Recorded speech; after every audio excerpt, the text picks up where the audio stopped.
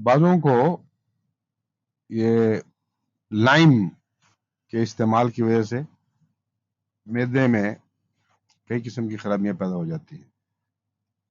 بچوں کو معدے کے علاج کے طور پر بعض دفعہ لائم واٹر دیا جاتا ہے اور بڑا پاپولر ہے. اس میں کچھ انہوں نے ایسا جوس بھی ڈالا ہوتا ہے جس سے وہ اسپیزم ہٹ جاتا ہے، ہوا نکلتی ہے. اور اکثر ایسے بچوں کو مائیں، اکثر کو نہیں تو کم بعض کو، اس وجہ سے کلکیریا کا مریض بنا دیتی ہے. اور کلکیریا زیادہ کھانے سے یا لائم زیادہ کھانے سے معدے میں جو خرابیاں ہیں وہ کئی قسم کی ہیں، لیکن چونکہ لائم کی وجہ سے پیدا ہوئی ہیں اس لیے یہ خیال کر لینا کہ کلکیریا سے ٹھیک ہو جائیں گے، یہ درست نہیں ہے. وہ آئسوپیتھی ہے، اور آئسوپیتھی میں بہت کم فائدہ ہوتا ہے. آئسوپیتھی کا مطلب ہے جس زہر سے کوئی بیماری پیدا ہوئی ہے اسی زہر کی ہومیوپیتھک ڈوز بنا کر دیں اور یہ توقع رکھیں کہ ان سب علامتوں کو ٹھیک کر دے گا. اس کو کہتے ہیں آئسوپیتھی. ہومیوپیتھی کا مطلب ہے ایسی دوائیں دینا یا زہر دینا ہومیوپیتھک ڈوز میں جو کسی بیماری کو پیدا، اس سے ملتے جلتے زہر کوئی بیماری پیدا کر سکتے ہیں. ان دو چیزوں میں فرق ہے.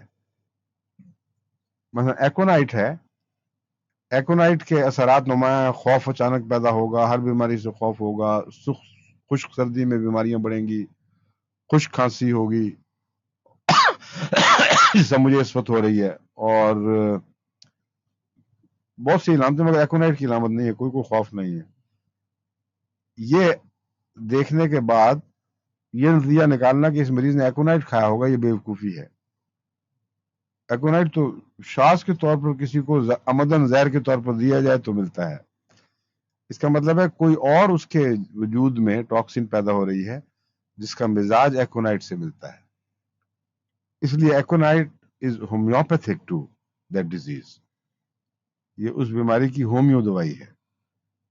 لیکن اگر پتہ ہو کہ ایکونائٹ کھایا ہے تو ایکونائٹ کا اینٹیڈوٹ کام کرے گا، نہ کہ ایکونائٹ خود.